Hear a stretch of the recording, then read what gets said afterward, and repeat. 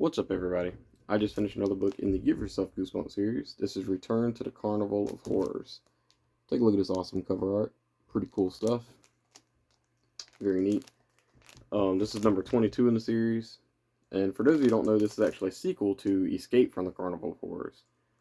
And yeah, for those of you who also don't know, I didn't love the first book in the series. So the second book didn't really have a lot to stand for or to stand up to.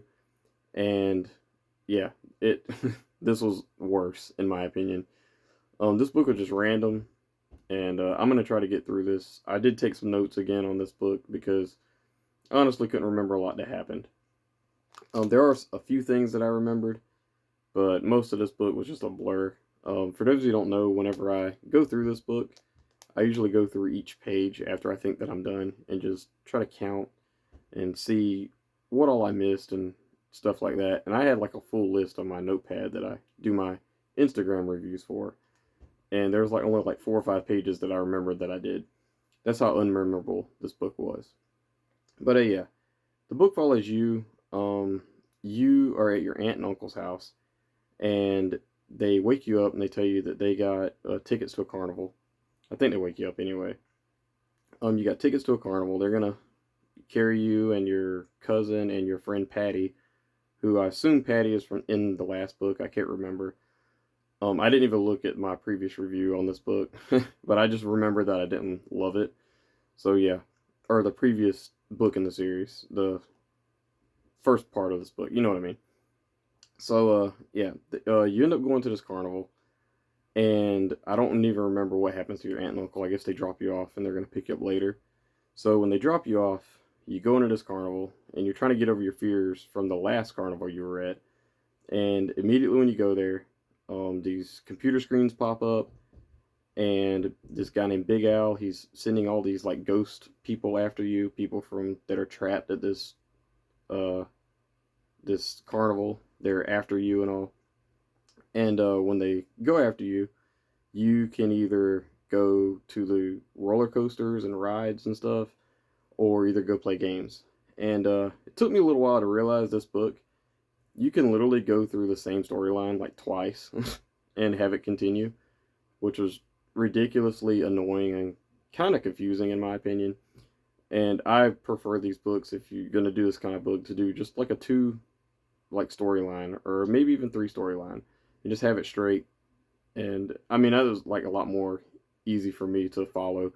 I know my brain did not comprehend a lot of this, but yeah. So I'm just gonna kind of go through which way I went. I went through the rides first, and that takes you either to the roller coaster or this saw ride or whatever. And the roller coaster, you get on there, and there's this ghost on there, and one throws a decapitated head at you, and it tries to tell you which way to go. You can either trust your friends or trust them on which way you can turn the roller coaster. And yeah, this leads to like you going to a castle.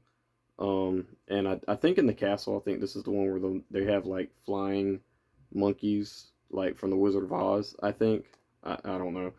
It's really, again, this is ridiculous. They have that. I think there's elves, I believe, and yeah, yeah. If you get off, there's a part where if you like jump off the roller coaster, you end up in this water. And again, this book is random. You end up fighting squid, like wrestling with them. Yeah, big eye roll. um, but yeah, there's other rides too. There's this T Rex that makes you go forward and backward in time. And oh, also the whole story, the whole plot of the story is to get out of this carnival by midnight. And I think that was a big thing in the first one. Again, I'm sorry, didn't really look. Um, but yeah, and if you have to run from these people, these like ghost people, and there's like this curse. If they let you out, or if you defeat a Big Al in these games or whatever, they end up escaping. And yeah, that's the rides were bland. I don't remember much about them. I remember the Saw ride where there's saws like coming after you.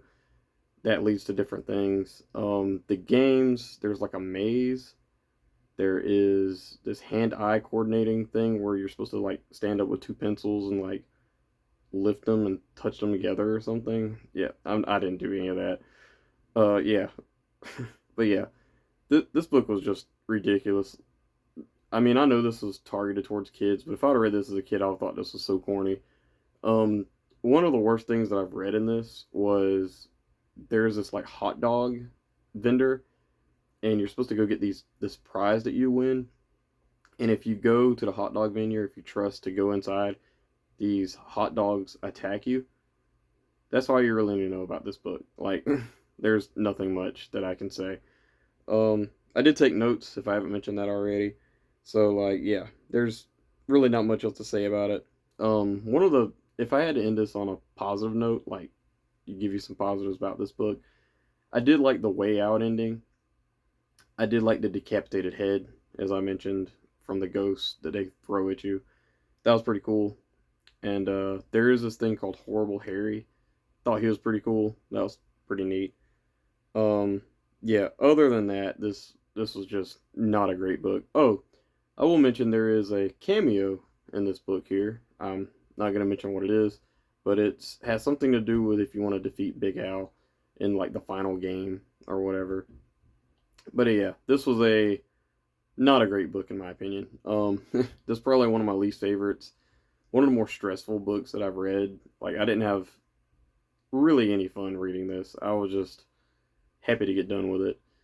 Um, Probably maybe my least favorite book in the series. I'm not 100% sure. I know that cat one that I read a couple years ago. Didn't love it either. So, yeah. And I know this is kind of a rambling review, but I really didn't remember much. There was really not much to remember about this book. Again, when I went back and looked at all the pages, I basically read this book twice, it felt like. So, yeah.